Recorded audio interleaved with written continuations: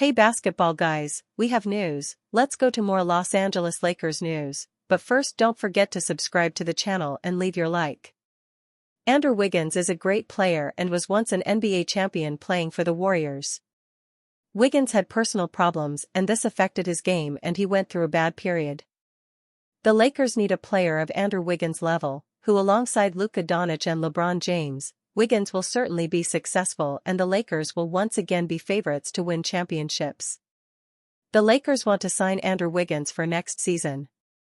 The Los Angeles Lakers have continued to earn status as true title contenders after their shocking trade acquisition of Luka Doncic from the Dallas Mavericks prior to the February 6 trade deadline, as the group has compiled a 40-23 record and currently possesses the number 4 seed in the Western Conference.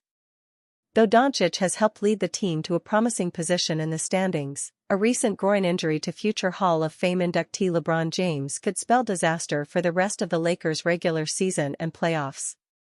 While the team remains focused on their goal of winning a championship this season, their general manager Rob Pelinka could already begin planning major personnel changes for this summer that would transform the group into a likely favorite to come out of the West in 2025-26.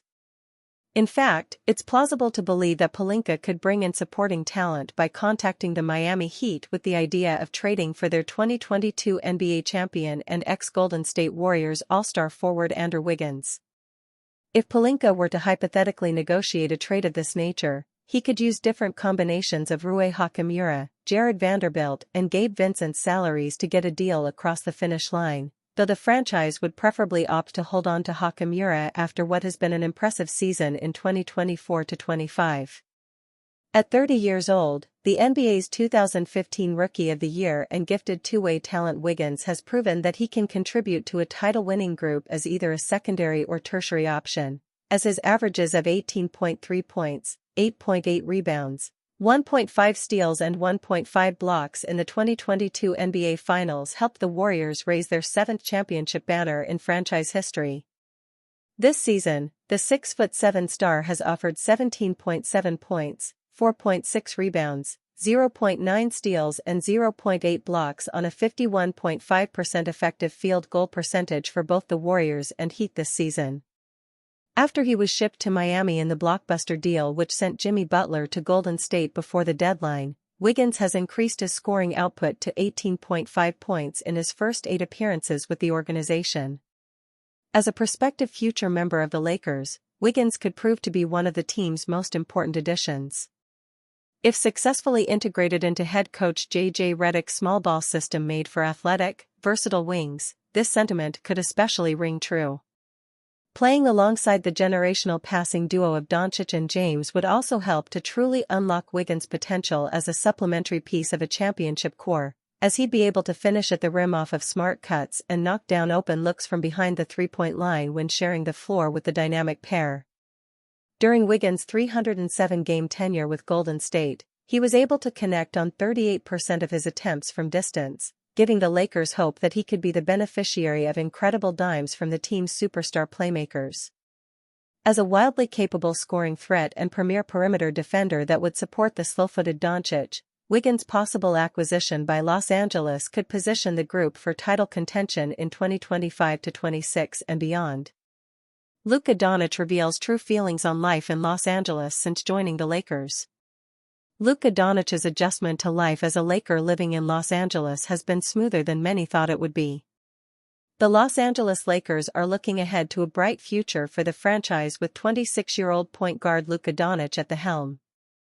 The team acquired him with a shocking mid-season trade from the Dallas Mavericks in what was quite a heartbreaking development for the reigning Western Conference Finals MVP. Despite planning to spend the rest of his NBA career in Dallas, Doncic is adjusting well to life in Los Angeles, as he revealed to European media during his post-game press conference after the Milwaukee Bucks' 106-126 loss. 009. Good, I think good. As I always say, things are getting better every day. I like the sea, so I enjoy it quite a bit. And well, I'm adapting pretty well. Doncic has been on a rough Eastern Conference road trip with the Lakers right now, but he has previously also mentioned his fondness for the ocean. The warm weather in LA will likely remind Doncic of the time he spent in Madrid, Spain, so the city is definitely a huge plus for him. He's looking more comfortable on the court with every passing game. He tried carrying the Lakers to a win against the Bucks, putting up 45 points, 14-27 FG, with 11 rebounds in the loss. He's averaging 26.1 points, 8.6 rebounds, and 7.6 assists with the Lakers since joining, hoping to boost his numbers as the season progresses and the Lakers prepare themselves for a playoff push. The Lakers fell to a third straight loss tonight after getting off to a 12-2 start with Doncic as a playing member of the roster.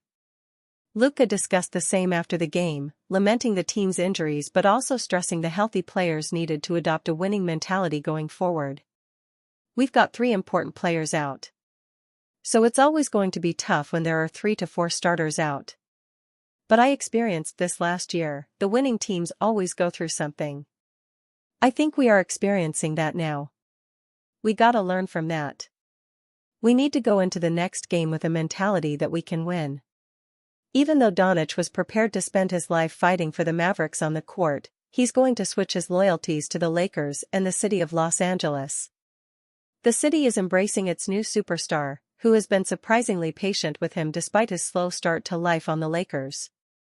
Everyone understands that the adjustment Doncic is going through isn't the same as any other midseason trade, as he might have been one of the 3 players in the NBA who never imagined they could get traded this season.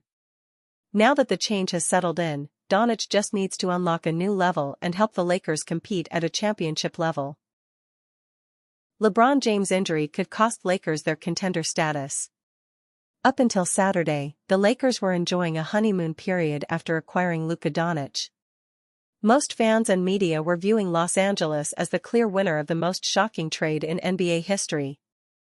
And even though sending Anthony Davis, 32, to Dallas for Doncic, 26, was more about the future than just the present, the Lakers were looking like serious contenders this season. But then Saturday happened. On Saturday, the Lakers didn't just lose to the rival Boston Celtics, they also lost LeBron James. After that loss, the Lakers learned they would be without the NBA legend for 1 to 2 weeks. As of Wednesday, James, who was with the team on their current road trip, returned to Los Angeles for treatment. Prior to the injury, James had surpassed 30 points in 2 of Los Angeles's previous 3 games and the team had won 8 of its last 9 with James in the lineup. Creating concern about how much James' absence will hurt the Lakers, they are now 0-2 without the NBA's all-time leading scorer. And Thursday night's blowout loss to Milwaukee really stands out as the worst-case scenario for the Lakers for however long James is out. Los Angeles fell 126-106 to a Bucks team that had lost 3 straight entering the day, trailing throughout the game. It lost by 20 points despite a big performance from Doncic, too. Doncic scored 45 points in 36 minutes while registering a double-double with 11 rebounds and 3 assists. Austin Reaves posted 28 points in the same amount of time with 8 boards and 3 assists of his own. Doncic stepped up and Reaves shot 58.8% from the field, giving his team about as much as it could ask of him, and it ultimately didn't matter. At least when the Lakers lost 111-108 to the Nets in their first game since James' diagnosis, they were far more competitive and didn't squander as much of a big game from anyone. Doncic had a triple-double, but he only scored 22 points. Reaves, on the other hand, had 17. Gabe Vincent led the Lakers in scoring in that game with 24. However, the Lakers' depth was missing in action in Milwaukee and they ended up completely wasting a 45-point showing from Doncic, built to be the next Laker great and eventually guide the franchise into the post-LeBron era. As Los Angeles now sits in the 4th spot in the Western Conference, it's attempting to hang on to a slim 1-game lead over Houston and can even feel the Warriors surging up the standings as they have been red-hot since adding Jimmy Butler. It's now fair to wonder where the Lakers will be when James returns and if his absence will have a drastic impact on their situation for the rest of this season, especially when looking at their upcoming schedule. The Lakers will now travel to Denver for a matchup with Nikola Jokic and the Nuggets on Friday night. Then, Los Angeles will get a little break when it welcomes the train wreck that's been the Suns to Crypto.com Arena on Sunday and host the injury-riddled Spurs on Monday, but that break won't last long as it will see the Bucks and Nuggets again within the next week. Lakers finally get massive injury update on versatile big man. Los Angeles Lakers top reserve Dorian Finney-Smith will return after his one-game absence just in time as they face the Milwaukee Bucks, who boast of an imposing frontline, on Thursday, March 12. Finney-Smith sat out Monday's loss to the Brooklyn Nets, his former team, with left ankle soreness. His return is a welcome development for the Lakers, who will continue to miss their starting frontcourt LeBron James, left groin strain, and Rui Hachimura, left patellar tendinopathy, and Jackson Hayes, right knee contusion.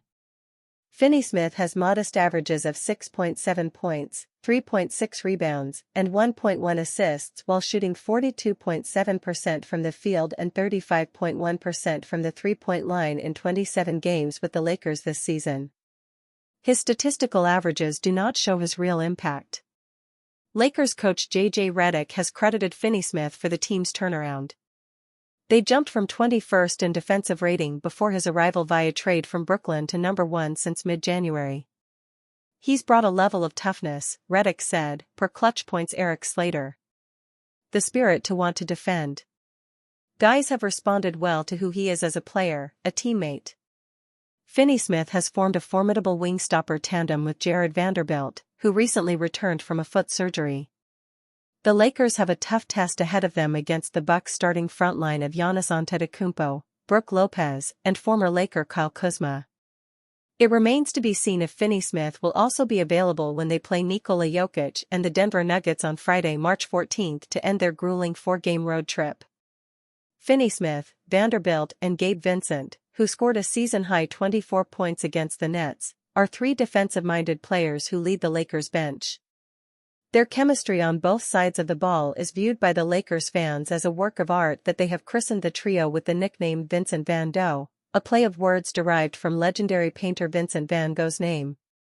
"Yeah, I like it," Vanderbilt told reporters last week when the nickname, which has gone viral on social media, was brought up. "I thought it was pretty dope. They had a little paint behind it too. So, yeah, I mean, that's our job, that's what we come in and do, man. We come in and play hard, get extra possessions, do all the dirty work, man. We've been setting that tone on that end for quite some time now. So amongst each other, before the game starts, obviously the starters start. With Bench Mob, we have a pep talk with each other. And that's our job, to come in and set the tone and be the defensive guys and do the dirty work. And yeah, so we've been doing a great job. But shout out to them guys, man, Gabe, Doe, Trey, that whole second unit, even DK, stepping up. So it was a great team effort.